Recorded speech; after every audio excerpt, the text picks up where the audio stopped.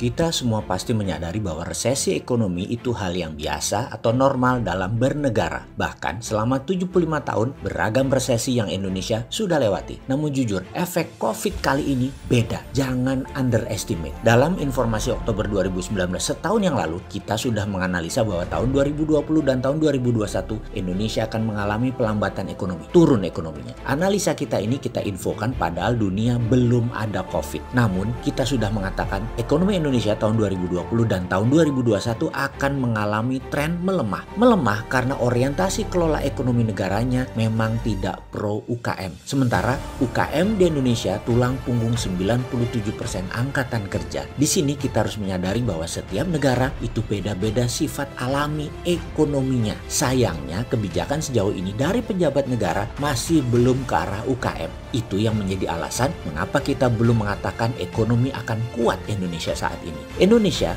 banyak penduduknya, kuat sumber daya alamnya, menjadikan domestic consumption Indonesia itu kuat di dalam negeri. Fakta yang terjadi hingga saat ini adalah kejomplangan ekonomi yang besar atau parah antara pengusaha besar oligarki BUMN dengan UKM. Sejak zaman Presiden Soeharto yang memang mengikuti maunya kapitalis Amerika dan Barat, yaitu menggunakan trickle down ekonomi di mana yang atas disiram biar yang atas ngucur ke bawah. Fokus waktu itu adalah membuat 200-an orang konglomerat yang akan membangun ekonomi dan mengalirkan ekonominya ke bawah. Tujuannya agar pemerintah gampang pegang kendali ekonominya. Pegang saja orang-orang kaya ini dengan rapat rutin di Tapos. Full kendali di bawah Pak Harto, mau ke kiri ataupun mau ke kanan, terserah. Puncak kekesalan rakyat ditekan adalah people power bergerak menjungkalkan rezim otoriter 32 tahun tersebut. Setelah itu, pasar menjadi bebas. Namun entah bagaimana bebasnya hanya sebentar. Ketika UUD Undang-Undang Dasar 45 diubah tahun 2002, masuk lagi kapitalis dengan lahirlah BUMN Incorporated. Zaman Bu Mega, zaman Pak SBY dan puncaknya saat ini. BUMN jadi agent of changes. BUMN jadi centralized penggerak ekonomi. BUMN mazhab ekonominya sosialis elitis. Apa itu salah?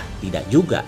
Tapi ini meninggalkan UKM. Dan meninggalkan UKM itulah yang salah. Lalu apa yang terjadi? Konglomerasi yang sudah 45 tahunan berdiri sejak zaman Pak Harto merangsek masuk lagi, pegang kendali lagi. Mulai mepet ke siapapun pejabat negara. Mereka, oligarki ini, pegang pasar kanan kapitalis elitis. Di sisi seberang atas, sosialis elitis dipegang BUMN sejak 20 tahun ini. BUMN pegang pasar kiri. Sempurna sudah. Sekarang diberi kekuatan tambahan lagi dengan dua undang-undang yang maha dahsyat pengaruhnya untuk para BUMN elitis dan kapitalis elitis. Para oligarki dengan undang-undang Minerba. Kemarin yang kewenangan pusat menjadi sangat kuat. Juga Omnibus Law yang menguatkan kekuatan elitis. Wah, ini kekuatan impian banget bagi siapapun penguasa, pejabat, dan oligarki. Karena itu di hati kecil banyak yang bertanya, bener nih buat rakyat? Bener nih buat meningkatkan kesejahteraan rakyat? Karena itu saya dari kemarin ragu, sangat ragu bahwa semua ini bisa meningkatkan kesejahteraan rakyat. Mau bukti? Bagaimana kalau kita cek kuartal 3 pasti resesi tahun ini, pasti minus. Lalu kuartal 4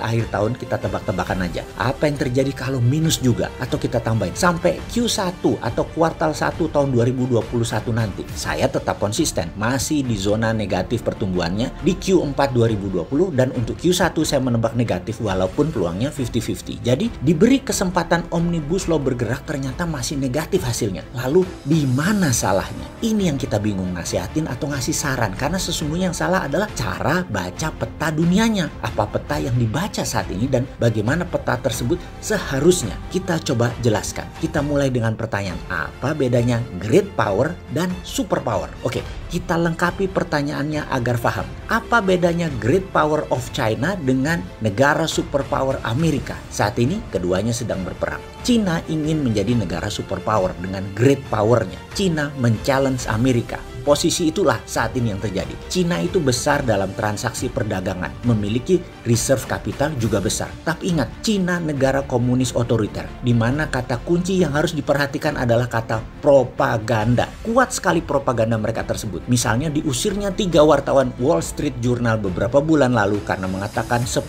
kali lebih besar fakta korban virus corona di Tiongkok adalah bentuk otoritarian propaganda mereka. Sekali lagi, Cina ini great power, beda sama super power. superpower. Superpower itu terintegrasi, bukan hanya dagangnya yang besar, tapi hegemoninya, pengaruhnya juga besar. Militernya dengan 800 pangkalan di seluruh dunia. Bayangkan, negara di dunia ini nggak sampai 200. Pangkalan militer Amerika di luar Amerika ada 800 di seluruh dunia. Lalu, Amerika menguasai sistem moneter keuangan dunia dengan dolar yang menguasai 60% transaksi perdagangan dunia, 30% euro, lalu yen. Yuan Cina hanya 1,7% saja. Ingat ya, yuan hanya 1,7% dan posisinya surplus lagi terhadap Indonesia. Surplus itu kalau kita mengadakan transaksi bilateral, yang surplus yang untung. Jadi dalam yuan dan rupiah nanti siapa yang untung, yang teramat sangat?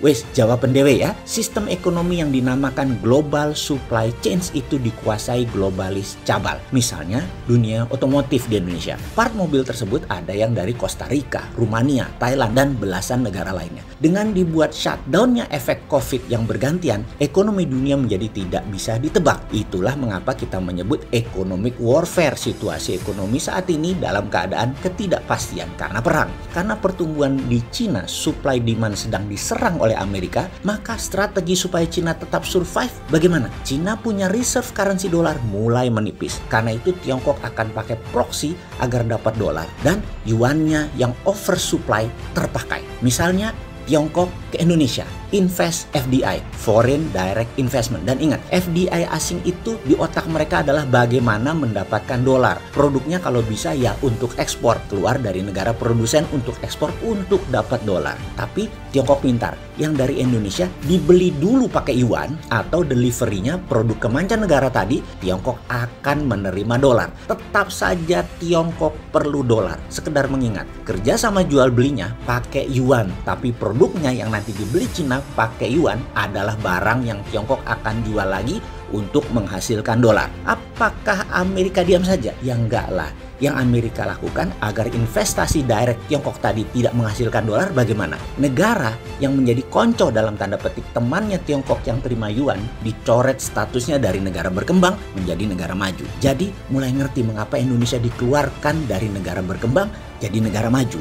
Kalau negara berkembang ekspor ke Amerika, pajaknya murah. Katakan 5% pajak masuknya ke Amerika. Kalau negara maju, pajaknya 20%. Kita Indonesia yang jadi serba salah sekarang. Sok genit dengan Cina ternyata nggak dapat banyak manfaat. Buktinya sudah 6 tahun diperes-peres susunya seperti sapi, tapi nggak dikawin-kawin. Dengan Amerika, sok genit-genitan mau ajak balikan. Tapi sekarang Amerika lihat Indonesia nggak seksi lagi, barang bekas Tiongkok. Indonesia kayak mantan minta balikan karena pas diputusin kok nambah keren ya mantannya. Indonesia bingung jadinya, diharap dikawin Tiongkok ternyata diperes-peres doang. Kegeeran Indonesianya, merasa seksi, punya sumber daya alam bagus. Bener, sumber daya alamnya bagus. Yang nggak bagus genitnya dan ganjennya. Amerika sudah pacaran dengan Thailand, Vietnam, Kamboja, Laos, Myanmar, dan India. Jadi apa solusi ke depan wahai pejabat? Ekonomi kita ini tekor terus, bisa-bisa membawa kemiskinan. Kata sahabat Rasulullah, kemiskinan itu dekat dengan kekufuran. Ayo, mana solusinya? Pokoknya jangan si bosman yang sontoloyo ini ditanya. Takut dikira ngeledek. Saya mah pedagang kecil pak, pengen sehat dan damai, NKRI-nya itu aja.